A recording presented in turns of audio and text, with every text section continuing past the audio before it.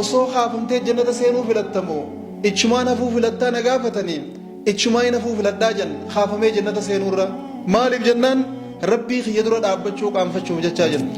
yaa shamarran keessa jirru bara qaanfiin keessa badde keessa jirra bara qaanfiin saalfiin keessa dhabama taate keessa jirra keessumattuu dubartootarraa qaanfiin bara baddee dhabamte keessatti argamna osoo deemnu rabbiin bara kanaa keessa nu fide ijoollummaa teenya bari nuti beekaa turre bara yoo qaadhimaasii isaa achi as deemu intalti takka garte asiin dallee cabsitee irraa meeytu asiin dallee cabsitee dheeysitu bara akkasii dhaqqabne osoo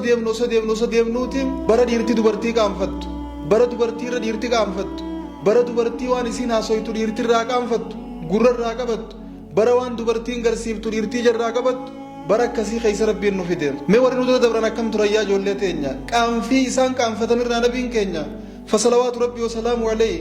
ammas qaanfii dubartoonni qaanfatan irraa dubartii hin heeruminitti fakkeeffaman nabiin keenya salawaatu rabbii wasalaamu alayhi qaanfii keessatti nabii rabbiitu intala hin heerumin irra qaanfataa jee kitaabni nabii keenya intala hin heerumin ta qalama sii yeroo sii keessa jirtu isii saniif fakkeessa garuu warra nabii keenya yoo dubartoota saniin madaalle inni nama kan qabne tahaa jechuudha arra intala hin heerumin ta dubiraa takka ta sooshaal miidiyaa gubbaa jirtu nabiin rabbii akka isaanii waa qaanfatennoo isaanii madaalle nabii arrabsuudha taati jechuudha dubartoonni kaleessa nabiin ittiin fakkeeffaman san dubartuma kanaati rabbuma kanatti amantii diinuma kana qabdi jannatallee kanuma isaan kajeelan kajeelti jechuudha garuu faallaan wanti jirtu teenya imaana dhabuufi isaan imaana qabaachuudha teenya waa saalfachuu dhabuufi isaan waa saalfachuudha isaan safuu amantii eeguu fi teenya safuu amantii eeguu dhabuudha safuu hawaasa isaanii eeguu isaaniitiifi teenya safuu hawaasa isii eeguu dhabuudha garaagarummaan jidduu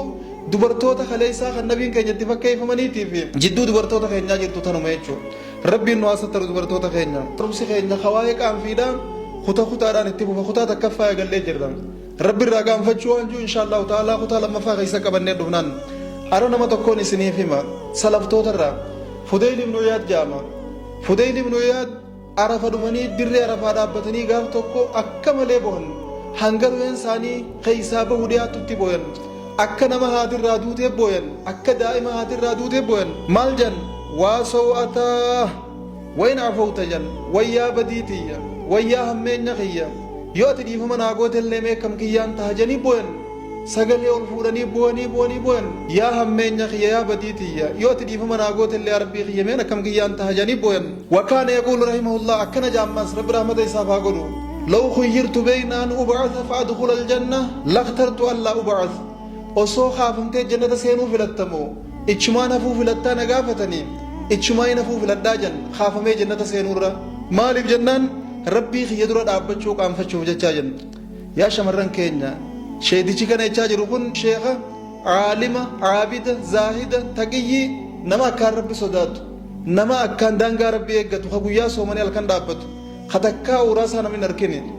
arra atiin takkaa halkan dhaabbattee salaatteen beeyne ta guyyaa soomanteen beeyne gaafa uffata keefirraa bantee qaama saala keetii dirree qiyaamaa tana gubba dhiira agarsiiftu mee boru gaafa rabbii wal agarte akkam kee ta'u teesse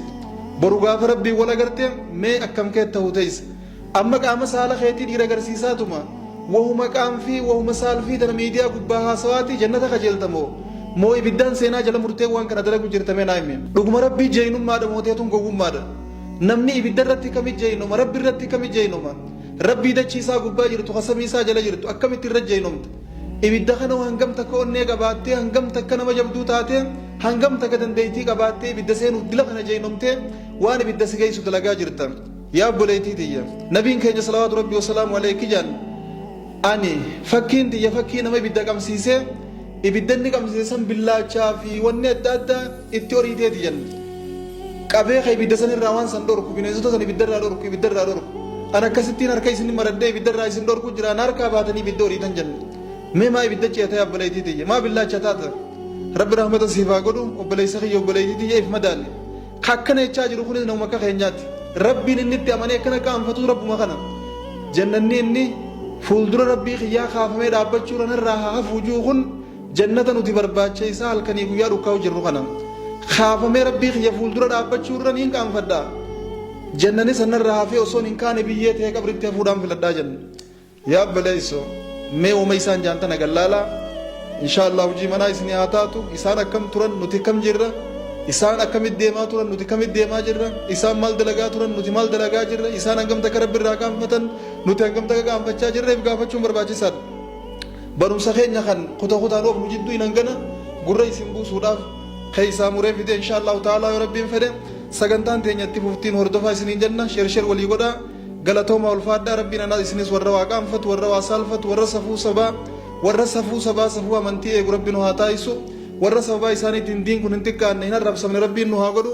sababaa keenyaan namni muslimaa xiqqaachuu diin keenya xiqqaachuu haadha abbaan keenya xiqqaachuu obboleessaa obboleettiin teenya salphachuu rabbiin najaa nu haa baasu wassalaamu alaikum warahmatullaahi wabarakaatuhu ilaa liqaa'inaa aakhir